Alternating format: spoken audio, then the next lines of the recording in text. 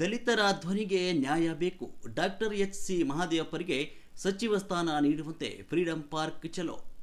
7 ಬಾರಿ ಶಾಸಕ ದಲಿತರ ನಾಯಕ ಮಹದೇವಪ್ಪರಿಗೆ ಸಚಿವ ಸ್ಥಾನ ಕೈ ತಪ್ಪಿದ್ಯಾಕೆ? ಕಾಂಗ್ರೆಸ್ ಮುಖಂಡರ ಆಕ್ರೋಶ.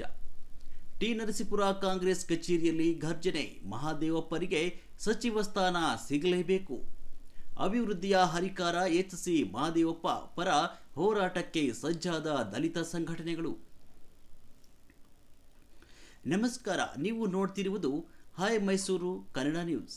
ರಾಜ್ಯದ ಹಿರಿಯ ರಾಜಕಾರಣಿ, 7 ಬಾರಿ ಶಾಸಕರಾಗಿ ಆಯ್ಕೆಯಾಗಿರುವ ಮಾಜಿ ಲೋಕೋಪಯೋಗಿ ಸಚಿವ, ಮಾಜಿ ಸಮಾಜ ಕಲ್ಯಾಣ ಸಚಿವ ಹಾಗೂ ಹಳೆ ಮೈಸೂರು ಭಾಗದ ದಲಿತರ ಪ್ರಭಾವಿ ನಾಯಕ ಡಾಕ್ಟರ್ ಎಚ್.ಸಿ. ಮಹದೇವಪ್ಪ ಅವರಿಗೆ ಸಚಿವ ಸ್ಥಾನ ಕೈ ತಪ್ಪಿರುವುದನ್ನು ಖಂಡಿಸಿ ಟಿ. ನರಸೀಪುರದಲ್ಲಿ ಕಾಂಗ್ರೆಸ್ ಮುಖಂಡರು ಹಾಗೂ ದಲಿತ ಸಂಘಟನೆಗಳು ತೀವ್ರ ಆಕ್ರೋಶ ವ್ಯಕ್ತಪಡಿಸಿವೆ. ಜೂನ್ 11ರಂದು ಬೆಂಗಳೂರಿನ ಫ್ರೀಡಂ ಪಾರ್ಕ್ನಲ್ಲಿ ನಡೆಯಲಿರುವ ಬೃಹತ್ ಪ್ರತಿಭಟನೆಗೆ ಸಂಬಂಧಿಸಿದಂತೆ ಟಿ. ನರಸೀಪುರ ಕಾಂಗ್ರೆಸ್ ಕಚೇರಿಯಲ್ಲಿ ಪೂರ್ವಭಾವಿ ಸಭೆ ನಡೆಸಿ ಮಹದೇವಪ್ಪ ಅವರಿಗೆ ಸಚಿವ ಸ್ಥಾನ ನೀಡುವಂತೆ ಒತ್ತಾಯಿಸಿದರು.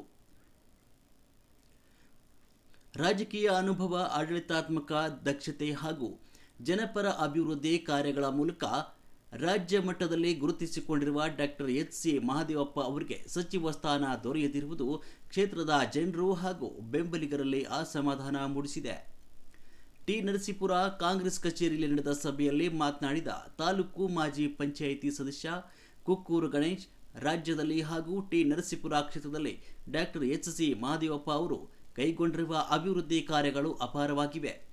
ಬಡವರು, ದೀನದಲಿತರು ಹಾಗೂ ಹಿಂದುಳಿದ ವರ್ಗಗಳ ಪರ ಸದಾ ಹೋರಾಡಿರುವ ನಾಯಕನಿಗೆ ಸಚಿವ ಸ್ಥಾನ ನೀಡದಿರುವುದು ನ್ಯಾಯ ಸಮ್ಮತವಲ್ಲ ಅಂತ ಆಕ್ರೋಶ ವ್ಯಕ್ತಪಡಿಸಿದರು.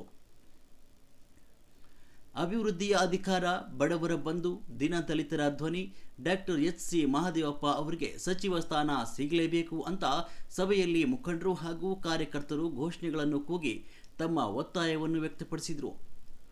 ಸಭೆಯಲ್ಲಿ ಡಾಕ್ಟರ್ ಎಚ್.ಸಿ. ಮಹದೇವಪ್ಪ ಅವರ ರಾಜಕೀಯ ಸಾಧನೆಗಳು, ಜನಪರ ಯೋಜನೆಗಳು ಹಾಗೂ ಕ್ಷೇತ್ರದ ಅಭಿವೃದ್ಧಿಗೆ ನೀಡಿರುವ ಕೊಡುಗೆಗಳ ಕುರಿತು ಚರ್ಚೆ ನಡೆಸಲಾಯಿತು. ಜೊತೆಗೆ ಜೂನ್ 11ರಂದು ಬೆಂಗಳೂರಿನ ಫ್ರೀಡಂ ಪಾರ್ಕ್ನಲ್ಲಿ ನಡೆಯಲಿರುವ ಪ್ರತಿಭಟನೆಯಲ್ಲಿ ಹೆಚ್ಚಿನ ಸಂಖ್ಯೆಯಲ್ಲಿ ಭಾಗವಹಿಸುವಂತೆ ಕರೆ ನೀಡಲಾಯಿತು.